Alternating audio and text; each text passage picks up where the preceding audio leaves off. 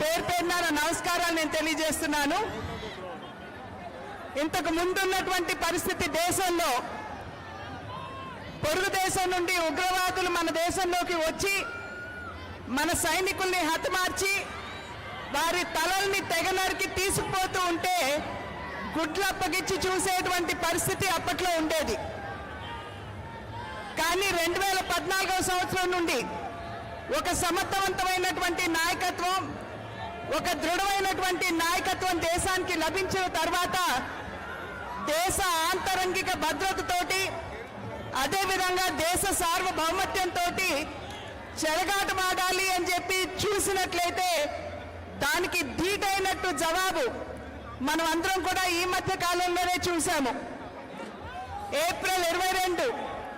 26 అమాయకులైనటువంటి భారత పౌరుల్ని పొరుగు దేశం నుండి వచ్చినటువంటి ఉగ్రవాదులు పొట్టన పెట్టుకున్నప్పుడు మా ప్రజలతోటి వారి ప్రాణాలతోటి చెలగాటమాడినట్లయితే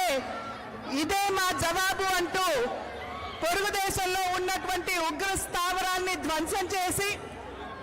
ఆ తర్వాత పాక్ మన పౌరుల మీద దాడి చేసినప్పుడు వారి డిఫెన్స్ స్థావరాలు ఏదైతే ఉన్నాయో వాటిని ధ్వంసం చేస్తూ సరిహద్దుల్లో వారి ప్రాణాల్ని సైతం లెక్క చేయకుండా భారత రక్షణకి అదేవిధంగా భారతదేశ పౌరుల యొక్క మాన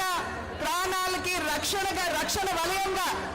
నిలబడుతున్నటువంటి సైనికులకి అదేవిధంగా ప్రధాని నరేంద్ర మోడీ గారికి ఈరోజు సంఘీభావం తెలుపుతూ దేశవ్యాప్తంగా కూడా తిరంగా యాత్రలు తీయడం జరుగుతున్నది. ఇవాళ ఇక్కడ జరిగేటువంటి ఈ తిరంగా యాత్రకి ఎవరూ కూడా ఎవరిని బొట్టు పెట్టి పిలవలేదు. కూటమి ఏదైతే ఉందో మేము సైనికులకి సంఘీభావం తెలపాలి. అందులోనూ మన రాష్ట్రానికి చెందినటువంటి ముద్దుబిడ్డ మురళీ నాయక్ తన ప్రాణం కోల్పోయినటువంటి సందర్భంలో ధీటైనటువంటి సమాధానం ఇచ్చేటువంటి వారికి అండగా నిలబడాలి అనేటువంటి ఆలోచనతోటి ప్రతి ఒక్కరూ కూడా పౌరులందరూ స్వచ్ఛందంగా ఇవాళ ఇంత పెద్ద సంఖ్యలో ఇక్కడికి వచ్చి సంఘీభావం తెలపడం అన్నది ఇది నిజంగా ఇక్కడికి వచ్చినటువంటి ప్రతి ఒక్కరికి నేను శిరస్సు వంచి నమస్కరిస్తున్నాను అని చెప్పి తెలియజేస్తూ, ఏదైతే నరేంద్ర మోడీ గారు ఒక దృఢమైనటువంటి సందేశాన్ని ఇచ్చారో ఉగ్రవాదం చర్చలు సమాంతరంగా వెళ్ళలేవు, అదేవిధంగా ఉగ్రవాదం వాణిజ్యం సమాంతరంగా వెళ్ళకూడదు, అదేవిధంగా నీరు రక్తం సమాంతరంగా పారలేవు అనేటువంటి ఒక దృఢమైనటువంటి సందేశం ఏదైతే పొరుగు దేశానికి ఇచ్చారో మనం అందరం కూడా ఇక్కడ గమనించవలసినటువంటి అవసరం చాలా ఉంది. ఎప్పుడైతే మనం ఈ రకమైనటువంటి సందేశాన్ని ఇచ్చామో పాకిస్తాన్ వాళ్ళ తోక ముడిచి మన ప్రభుత్వానికి లేఖ రాస్తూ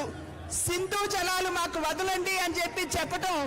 ఒక రకంగా వారి బేలతనానికి నిదర్శనం అని చెప్పి మనం అందరం కూడా ఇక్కడ గమనించాలి. కనుక ఇటువంటి సందర్భంలో మన దేశం గడ్డు కాలాన్ని ఎదుర్కొంటున్నటువంటి నేపథ్యంలో ఖచ్చితంగా సైనికులకి అండదండగా నిలబడుతూ వారికి సంఘీభావాన్ని ఏ విధంగా ఇక్కడ మీరందరూ తెలియజేశారో రాబోయే కాలంలో కూడా తెలియజేయాలి అని చెప్పి అభ్యర్థిస్తూ మరి ఒక్కసారి ఇక్కడికి వచ్చినటువంటి పుర